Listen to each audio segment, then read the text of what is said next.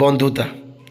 ରାମେଶ୍ୱର ଗ୍ରାମରେ ମୁକ୍ତିକାନ୍ତ ନାମରେ ଜଣେ ଜମିଦାର ଥିଲେ। ସେ ଦୟାଳୁ ଓ ଶାନ୍ତ ସ୍ୱଭାବର ମଣିଷ ଥିଲେ।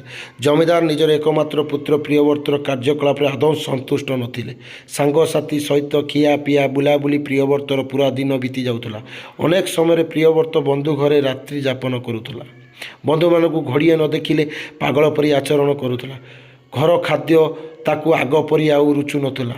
ମୌଜ ମସଲିସ୍ ଦିନ କାଟିବା ଧୀରେ ଧୀରେ ପ୍ରିୟବ୍ରତର ଅଭ୍ୟାସରେ ପରିଣତ ହୋଇଗଲା। ସେ ଦିନକ ପାଇଁ ଘରର ଦାୟିତ୍ୱ ବି ନେଇନଥିଲେ କି ନିଜର ପିତାଙ୍କ କାମରେ କେବେ ସାହାଯ୍ୟ ସହଯୋଗ କରିନଥିଲେ। ପ୍ରିୟବ୍ରତ ସମୟର ମୁହୂର୍ତ୍ତ ବୁଝି ନଥିବାରୁ ଉଭୟ ପିତାମାତା ଚିନ୍ତିତ ରହୁଥିଲେ।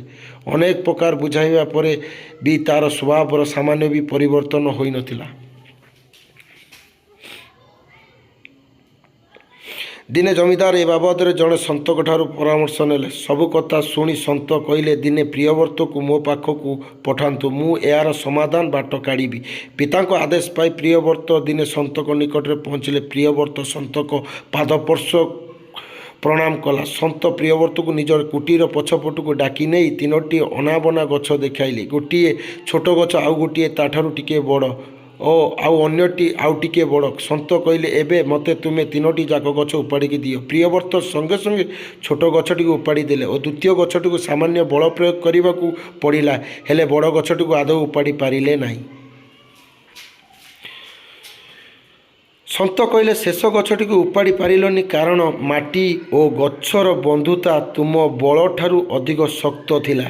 ମଣିଷ ସମାଜରେ ବି ବନ୍ଧୁତାର ଦୃଢ଼ତା ଅବିକଳ ମାଟି ଓ ଗଛ ପରି।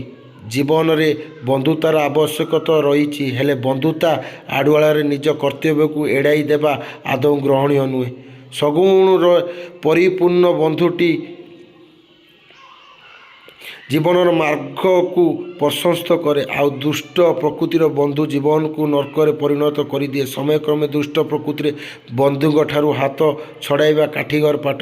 ଏଣୁ ଗୁଣ ପରଖି ବନ୍ଧୁ ଗଢ଼ିବା ନିହାତି ଜରୁରୀ। ପ୍ରିୟବ୍ରତ ନିଜ ଭୁଲ ସ୍ୱୀକାର କରି ସନ୍ତଙ୍କ ନିକଟରେ କ୍ଷମା ପ୍ରାର୍ଥନା କଲେ ଓ ଧୀରେ ଧୀରେ ପୁରୁଣା ସାଙ୍ଗସାଥୀଙ୍କଠାରୁ ଦୂରେଇ ଉଭୟ ଗୃହ କାର୍ଯ୍ୟ ଓ ପିତାଙ୍କ ଦାୟିତ୍ୱ ନିଜ କାନ୍ଧକୁ ନେବାକୁ ଲାଗିଲେ। ଜମିଦାର ମୁକ୍ତିକାନ୍ତ ପୁତ୍ର ମନ ପରିବର୍ତ୍ତନ ହୋଇଥିବାରୁ ସନ୍ତଙ୍କୁ ଅଶେଷ ଅଶେଷ ଧନ୍ୟବାଦ।